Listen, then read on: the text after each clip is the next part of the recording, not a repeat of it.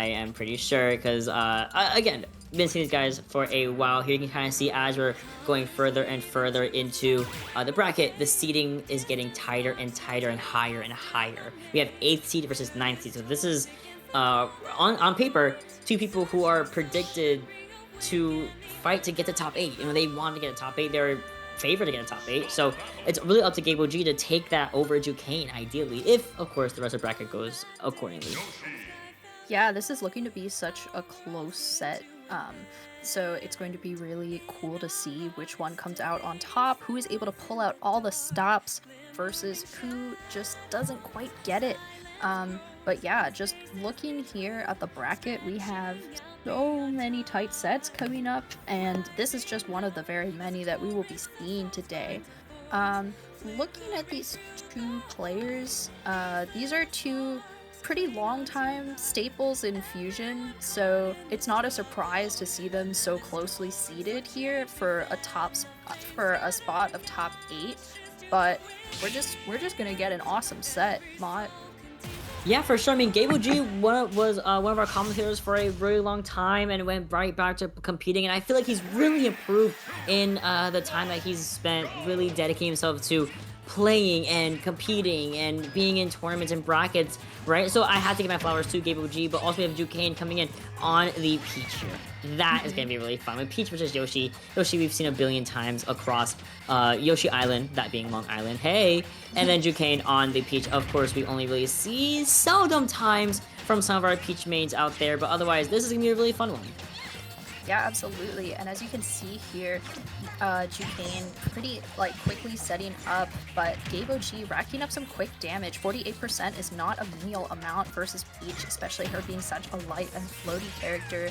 Both of these two just sort of figuring out their spacing now. Okay, very nice dash attack there from Jukain, able to follow it up with the down air, getting a good amount off of this combo, going for the up smash there. And then Jukain able to follow up with the nair there. Oh, okay. Nice little winky turnip, but not able to get anything off of that. Okay, nice forward air Yeah, for sure. You know, Jukain really good in the airspace, and what Gabeog does have at his disposal is at least you can kind of double jump out armor out of a lot of these situations. As well, arguably, one of the things that makes Yoshi really frustrating to kind of play against is that double jump armor. However, with Jukain getting these one-off trade-offs, you're getting slowly better percentage, better positioning, better resources in your favor, whereas Gabeog is slowly ticking down on that shield health. We are taking a whoa! Wait, that ended Jukain dying? Oh. That's why it's so hard being a lighter player. Okay, that was smash into the down air there for Jukain, able to take that stock right back, reestablish stage control as well. So really awesome stuff from Jukain to able to turn around a situation like that. Yeah, and thankfully just so early on too. You know, sometimes people really do get away with a lot of extra credit when they are up a stock here. So Jukain cutting it out really quickly, getting us back to a 2-stock piece game. Very nicely done. However, Nair out should again be the first thing starting things off for Gabe, trying to get this percentage back in his favor here. Does whiff the grab, but does find another Nair out shield easily. Does not get a punch on the roll-in, however, giving Jukain a really big opportunity to get these small but impactful combos off against Gabe. Yeah, absolutely. I mean, Jukain is just doing such a good idea of putting so much pressure right now on Oh! What? Oh my god. How could I have forgotten? How could I have forgotten that spikes? How could I have forgotten? Oh, silly me. Oh, losing my memory in my late age of 23. I can't. So Jukain, unfortunately, in a little bit of a bad spot right now. 49%, 58% of extra credit given to Gabeog on this last stock. We wait out the forward smash with a beautiful get up attack. Goes for it. The Nair out shield gets punished for it. Beautiful pickup from Jukain. Yeah, absolutely beautiful up smash there, right there from Jukain. However, he still has so much damage in order to make up versus Gabeog, able to time out that F smash versus Gabeog. However, Gabeog still has Jukain in disadvantage. He has so many tools at his disposal right now, while Jukain is just trying to reestablish spacing. I have to agree.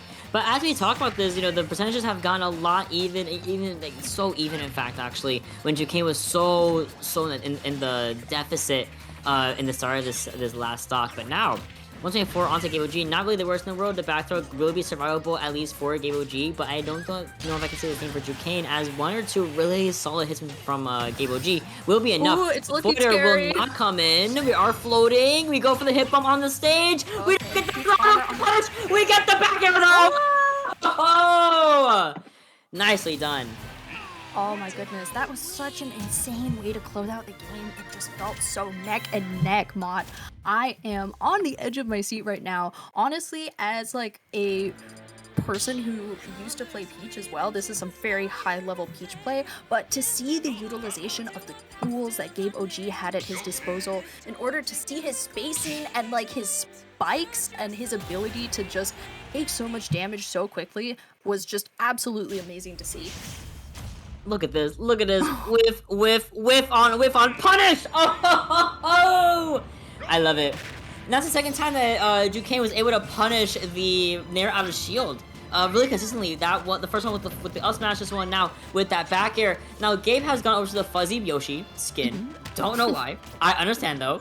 We're on Hollow Bastion, not Smashville, excuse me. We're on Hollow Bastion. So similar blast zones to Final Destination. You just have that middle platform to your disposal, which I think Jukain will actually, I feel like Jukain might use it a little bit more in his favor than Gabe, despite being Gabe's counter pick. So we'll see how this ends up, as they are, again, really even here. Oh. Yeah. Oh, for sure. Yeah. You can see Jukain here getting so much off of these, like, 120%, 127% there, and then getting a fair while Gabeog was off stage. Gabeog making up some of this damage, trying to go for the spike there. Jukain getting out the toad just in case something were to come to fruition, but able to take that first stock right there from the fair. Okay. Jukain looking, I'm getting stressed out. First of all, I hear the ice cream man outside, so I am like hearing 10 things at once. But we are seeing Jukain 3 stocks, 109%, getting a nice good amount of extra percentage in his favor as well. Look, 42-56 after the grab.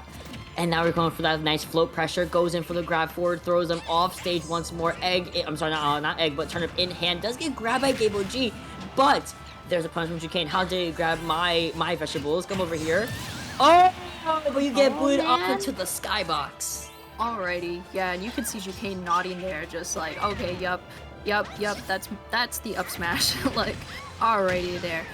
But I would like to highlight something from earlier. Jukain is really good at utilizing turnips really to his advantage, as just a way to sort of like train Gabeog in a direction where he wants him to go in order to condition him for better things.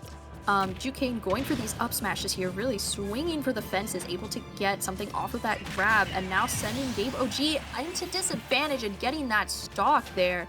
Jukain really working for them.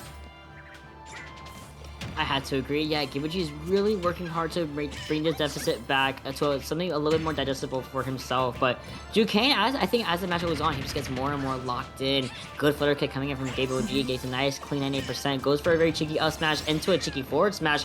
Forces the dash attack to be expended from Jukain. And now again, his middle platform is going to be fought over. Gabeog is currently in domination of the middle platform. Goes down for the drop down. Does not get forward air. Does not get kicked, but goes for the Nair out of shield. And now you're off stage against Yoshi. What do? You do tank in that damage from the back air, but there's a forward air into the up air connection. God, okay, really awesome follow-up there from Gabeog as he was able to go ahead with that stock here. Now as he's trying to sort of tease the down airs here versus Jukain. Jukain just sort of weaving around, throwing away that Stitch face, unfortunately. And now these two are just sort of playing against each other. Jukain in disadvantage, just making it back, finding a back air, able to send Gabe off stage. But now Gabe is the one who is finding himself in advantage here, as he is able to rack up so much here versus Jukain. Yeah, something that lead that Jukain had has just started slipping away as the game goes on and on and on. As I said, the middle platform I thought was going to be used more by Jukain, but suddenly Gabeog kind of just took my own advice and gave it to himself. Here he is, just taking really big control of that middle platform. Now is Jukain fighting for it as well, going for these up airs, nairs, conversions onto the platform, and now everyone's just kind of throwing out hitboxes, but it's going to be the up smash that brings it over to a game 3. Man. Okay, yeah, so it really felt like towards the end of that set, it felt like Gabeog was like, here, let me show you guys why this was my counter pick and my game to win versus but just really awesome stuff because this was such an even match between these two. And even at the point where Jukain was winning this set, Gabeog was able to stay so patient and find these openings for himself. Just a lot of really awesome conditioning and spacing in order to make these openings versus a character with the awesome mobility like Peach. You can kind of see the thinking happening in real time. And I think it's a really cool little thing about just watching like the map selection screen. We're going over to town and city. This is gonna be, Gabuji get a little numb. Okay, bet this is all right. We have bigger blast zones on the top blast zone, right? So those that cheeky up air kill we did see from Gabeog will not work as consistently on Jukain here. And these side blast zones that we saw earlier are gonna be really good for, I think, mostly for Jukain, which is why we go over to this stage here. Now, the big thing about Town City is that we have different platform variations. We have double, triple, and none. So I think that's also gonna be really cool for Jukain to utilize against Gabe, as we already see a clean Oh, first stock with only 6% to his name. yeah, absolutely. That was such a precise forward air right there from Jukain, able to take the first stock there and able to rack up some more damage. Gabeog sort of answering back here now, though, as he's able to put a pretty good 60% of damage now on Jukain, but Jukain following through, utilizing these turnips in order to get something started for himself, getting a lot of damage here by like putting pressure on his shield and even bringing the Toad out for the counter. Yeah, I was gonna mention that Toad Connor was really good against Gabeog here. Gabeog a little bit in the back pedal, but we did see him in the situation just last set as last map as well. I keep saying map, sorry, games. Last fight as well, but otherwise 132, 147 off the side, still living a little bit longer, but we fall into that big hitbox from Jukain. Goes for the turnip all up into the air, goes for that flow pressure, and gets the back air. 87% only on Jukain, whereas Gabeog's on only one stock. No, absolutely. I mean, there's so much here that Jukain is doing in order to like just come out swinging, kind of like a fly that you cannot seem to swat. Gabeog is finding whatever opportunities he can right now, just in order to stay safe and like reestablish his spacing, try to get in, finding that nair out of shield right there, as is on for Yoshi. However, there's just a lot that he's struggling with here, as Jukain is able to like match his every move here, it seems. Does get a first punish, but I don't think Gabeog really believed in it. Only got one of the two jabs off onto Jukain. Now 150%, that's not what we want to see. We get put off stage. There's no platforms to really save ourselves from this float pressure, but we do get the nair off first before that back air. So that gives a good opportunity for Oh my Gabeog goodness, that to Toad again! reversal. But no, yeah, you said the counter goes in, and then there was the forward air while coming back, and that's gonna be a 2-1 for Jukain there. Yeah, I mean, really awesome stuff. I really appreciate the utilization of the counter in order to take back a lot of that damage in game 3, even though was still winning that game. It was really awesome, like, knowledge of what Gabeog was going to do in order to go for that counter so many times. That being said, I think Gabeog still played an excellent game. He was able to do so much versus Jane, especially in the way that he was able to find, as you could see later, his nairs out of shield. He was able to continue to rack on whenever he would get in. There was a lot that he was able to find, kind of like a dog with a bone. There was just so much to be done, however, and I think Jukain was the one who was able to call most, unfortunately.